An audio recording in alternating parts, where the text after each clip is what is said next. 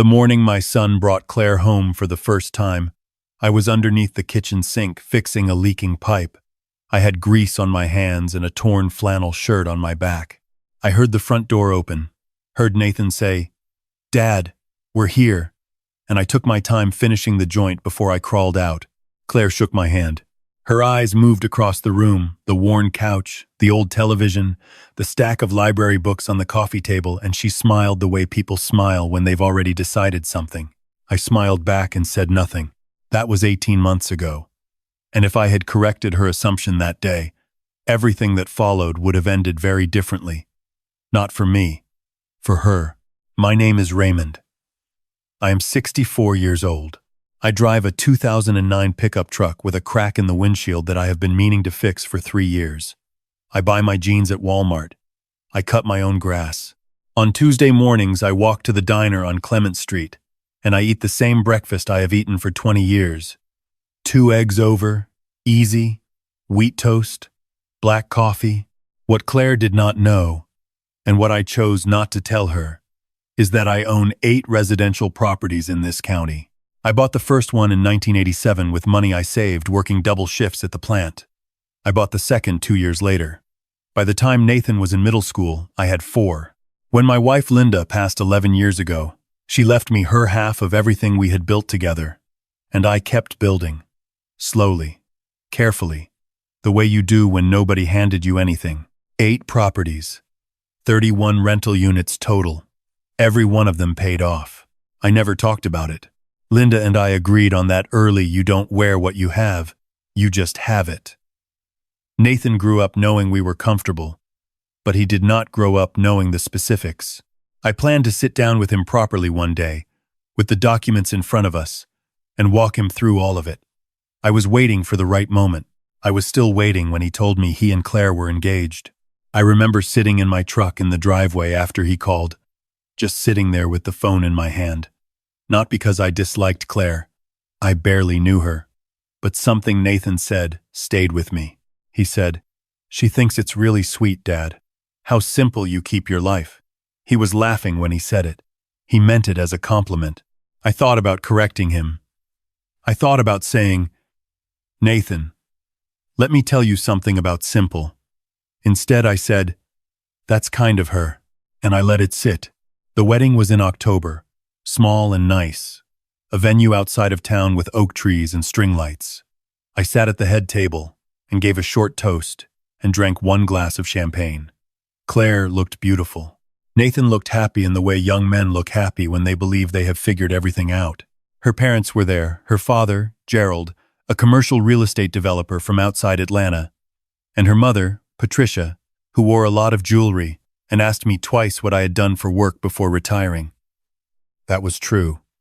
She nodded and moved on to someone more interesting. I watched Gerald that evening. He was the kind of man who scans a room the way a contractor scans a job site, calculating, measuring, looking for what can be improved or acquired. He and Claire had the same eyes. Not bad eyes, just always working. The first 3 months after the wedding were quiet. Nathan and Claire settled into their apartment across town. They came for Sunday dinners every couple of weeks. Claire was pleasant. She asked about my health, complimented whatever I had cooked, helped clear the table. I had no complaints. Then one Sunday in January, she asked me how long I had lived in the house. I said 31 years. She said it must hold a lot of memories. I said it did, she said, almost casually, that the neighborhood had really come up in value over the past decade. Had I ever thought about downsizing? Maybe something with less upkeep? I looked at Nathan. He was looking at his plate. I said the house suited me fine.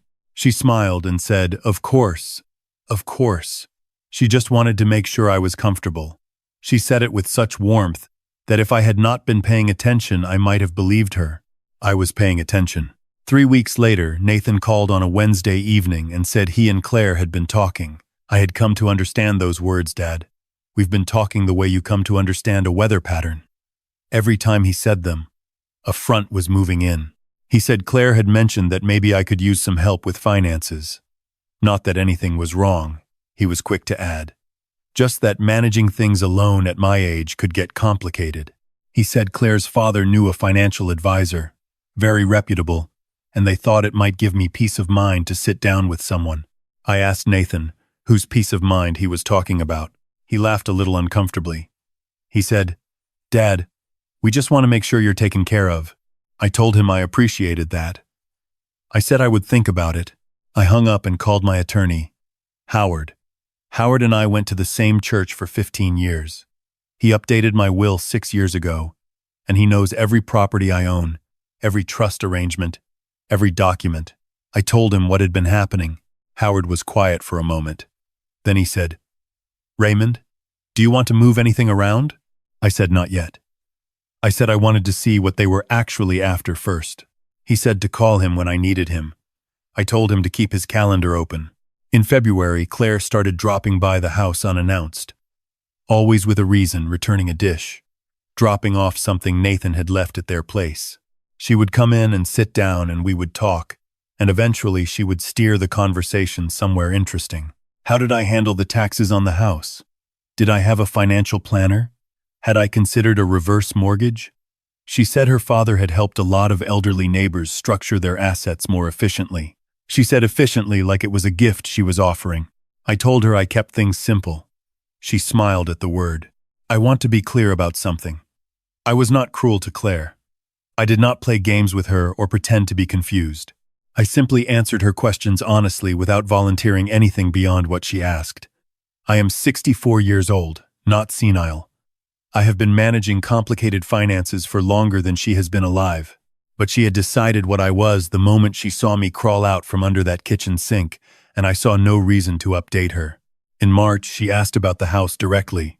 She sat at my kitchen table with both hands wrapped around a coffee mug, and she said, "Raymond, I hope you don't mind me asking, do you own this house outright or is there still a mortgage?" I said there was no mortgage. Her fingers moved slightly on the mug. She asked when I had paid it off. I said 2003. She said that was wonderful. She said a paid-off house in this neighborhood was worth serious money now. Did I know what comparable sales were running? I said I had a rough idea. She said her father's firm had actually been very active in this area. She said if I ever wanted an informal valuation, just to know where I stood, he would be happy to take a look. No pressure, no obligation. I thanked her. I said I would keep that in mind. After she left, I stood at the window and watched her get into her car. She sat there for a moment before she started the engine, and I could see her on her phone. I did not know who she was calling. I had a good guess. April brought Nathan to my door on a Saturday morning, alone. He came in and sat at the kitchen table, and he had the look he used to get as a boy when he was about to ask for something he already knew was complicated.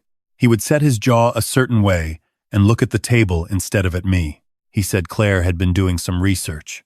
He said he hoped I would hear him out. I told him to go ahead. He said that from what Claire had looked into, the property tax situation on a house this size could get difficult for someone on a fixed income.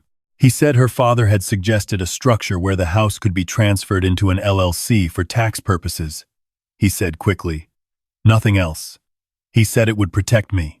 He said Claire's father would co-sign on the LLC filing if I needed help setting it up. I looked at my son.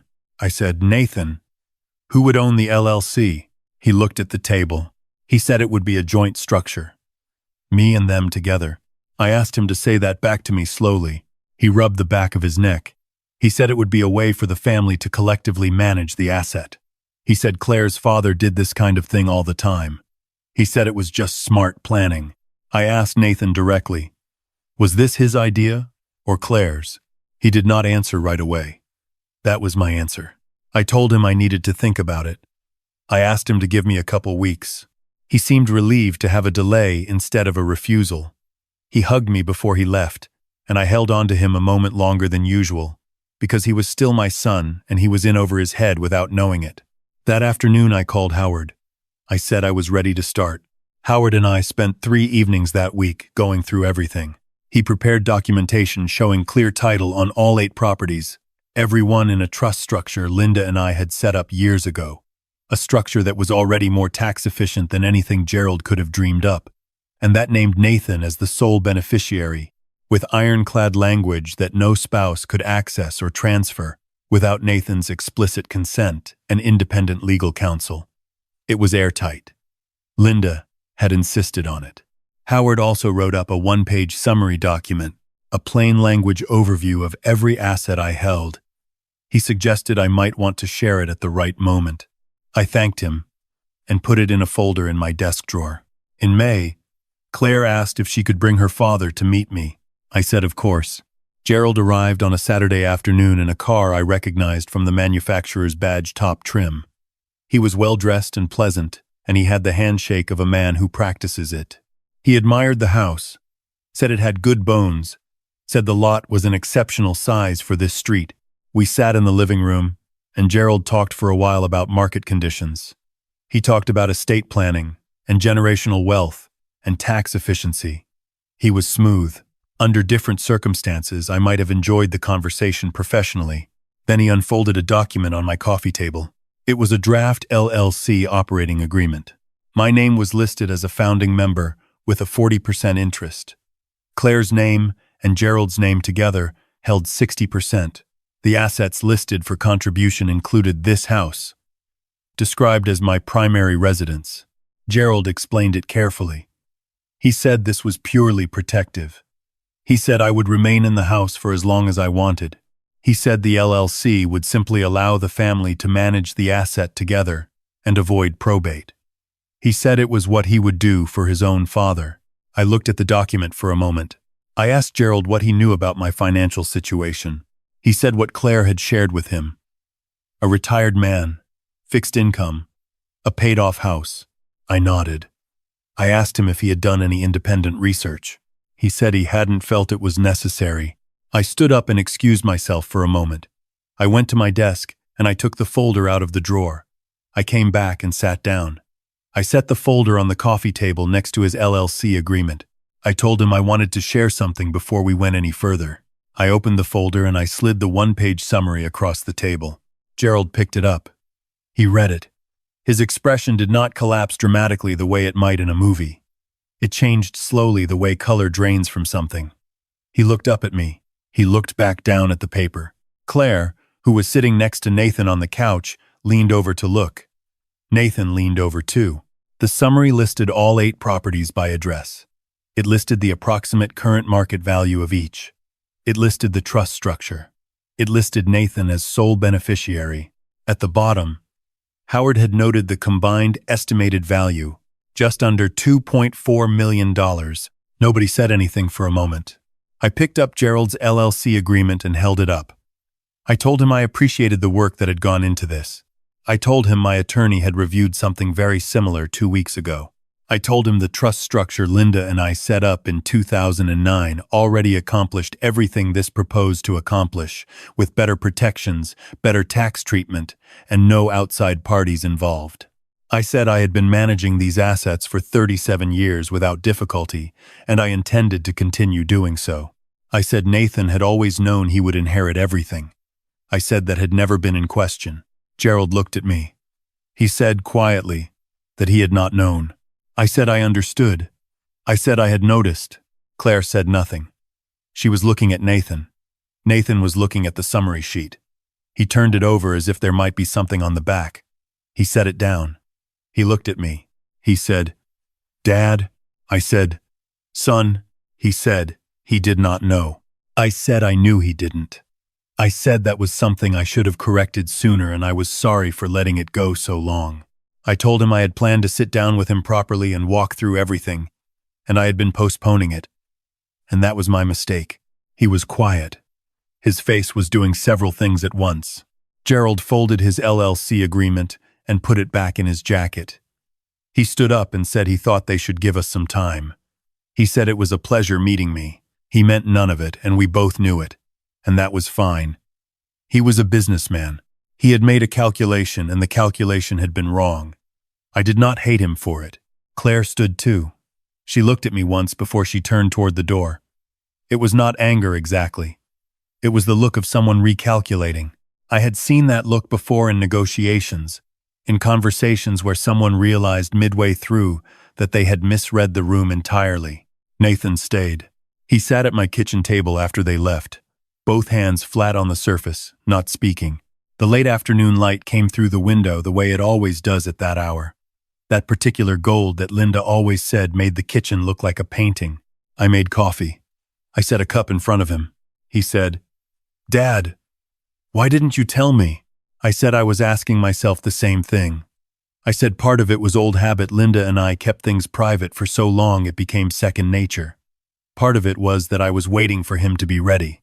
And part of it, I admitted, was that when I saw how things were unfolding, I wanted to understand what I was dealing with before I showed my hand. Nathan looked at his coffee cup. He said he felt like an idiot. I told him not to. I told him I had let it happen by staying quiet too long, and that was on me. I told him Claire had not invented anything that wasn't already there because I had left a gap. People fill gaps. He said he still should have asked. He said he should have pushed back when Claire started steering things. And he hadn't, and he knew why it had felt easier to let her handle it. He said he was ashamed of that. I told him shame was only useful if it led somewhere. He asked what I thought he should do now. I said that was between him and his wife. I said I had no opinion about his marriage. That was my place to give. What I had was time. Time I should have used differently, and I intended to use it better going forward. I told him I wanted to sit down with him properly, the way I had always planned to, and walk through everything, so he understood not just what existed, but why, and how it worked, and what Linda had wanted for him. His jaw tightened at Linda's name. He always does that, a small thing he has done since he was 12 years old, since the year she got sick the first time. He said he would like that. We sat at that kitchen table until it was dark outside. I went through everything, how it started, how it grew, what each property had cost, and what it had taken to hold on to it in the lean years. I told him about the winter of 1994, when we nearly lost the third building because the boiler failed and the insurance disputed the claim, and I worked weekends for 4 months to cover the repairs. I told him about the deal I almost made in 2001 that would have overextended us, and how Linda sat me down and said, "Raymond, we are not doing this." And she was right. I told him about the trust, about Howard, about what Linda's instructions had been. He listened to all of it. He did not check his phone once. Near the end, he said, "She thought you were just a regular retired guy." I said I was. He said, "Dad." I said I meant it. I told him I drove the same truck I had driven for 15 years because it ran fine and I liked it. I told him I bought my jeans at Walmart because jeans were jeans. I told him I fixed my own pipes because I knew how and I liked knowing how, and there was nothing about any of that that changed because of what was in a folder in my desk. He smiled a little. He said, "That was very you." I said I knew. He asked me one more thing before he left. He asked if I was angry. I thought about it. I said no. I said I had been watchful, and I had been careful, and maybe I had been a little bit satisfied at the end of it. Not in a mean way, but in the way you feel when a thing you built holds up under pressure and you get to see it hold. I said the harder feeling was something I could not put a clean name on, something between regret and relief. The feeling of a man who let things drift a little too long and caught them just before they drifted out of reach. I said the most important thing was that he knew now. All of it. And that I should have told him years ago. He hugged me at the door. He held on for a moment. I put my hand on the back of his head, the way I did when he was small. After he left, I stood on the porch in the evening air. The neighborhood was quiet. The oak tree in the front yard that Linda planted the year we moved in was coming into its spring leaves. I had been meaning to have the lower branches trimmed, and I kept forgetting. I went inside and I called Howard. He picked up on the second ring. I told him it was done. He asked how it went. I said it went the way things go when you are patient enough to wait for the right moment and you have spent 37 years making sure you have something worth waiting for. Howard laughed. He said Linda would have loved this. I said I knew she would have. I said she would have had something specific and pointed to say about Gerald's jacket. Howard laughed again. He told me to get some rest. I locked up the house and turned off the downstairs lights. I walked through the kitchen where Nathan and I had sat, where that gold evening light came through the window that Linda always called her favorite thing about the whole house. I turned off that light last. I went upstairs. I set the folder on the nightstand on my side of the bed. I slept the way I have learned to sleep over these years, not perfectly, not without weight, but soundly. The sleep of a man who built something slowly and carefully and watched it hold. 3 weeks later, Nathan came by on a Sunday morning alone. He came in and sat down and told me that he and Claire had been doing a lot of talking. Real talking. He said the kind they probably should have been doing for a while. He said Claire had admitted that her father had pushed the idea harder than she had let on. He said she was embarrassed. He said they were working through it. I told him I was glad they were talking. He said she wanted to apologize to me in person. He asked if I was open to that. I said, of course I was. I said she was his wife, and that made her family. And I had not given up on family in 64 years, and I was not about to start now. He nodded. He looked at the table for a moment, and then he looked up. He said, Dad, thank you for not giving up on me either. I told him there was never a version of this where I gave up on him. Not ever. That was not something he needed to thank me for. That was just the job. He smiled. He said he knew. We had breakfast together that morning. I made the eggs the way he likes them, scrambled, not runny, and we ate at the kitchen table where 37 years of decisions had been made, where Linda used to sit across from me with her coffee and her opinions and her stubbornness that I had loved more than I knew how to say, where the morning light came through the window and made everything look, just for a moment, like it was exactly enough, because it was. It had always been exactly enough.